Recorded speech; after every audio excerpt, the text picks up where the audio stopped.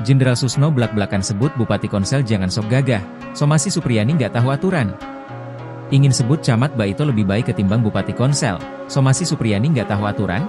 Mantan Kabareskrim Polri, Komjen, Purnawirawan, Pol Susno Duaji, menyinggung soal somasi yang dilayangkan Bupati Konawe Selatan, Konsel, Sulawesi Tenggara, Sultra, Surunudin Dangga, terhadap guru honorer Supriyani.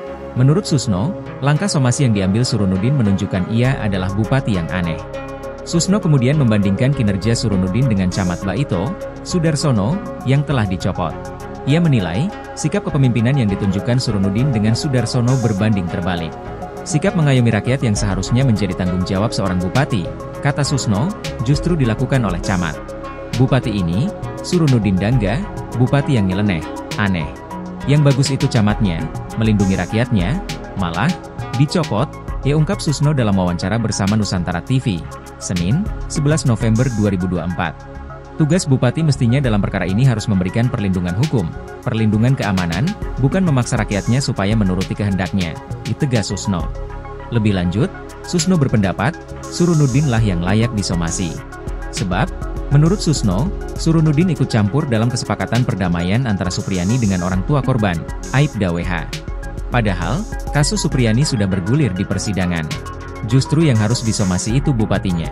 Perkara sudah di pengadilan, dia campur tangan. Tahu aturan gak dia?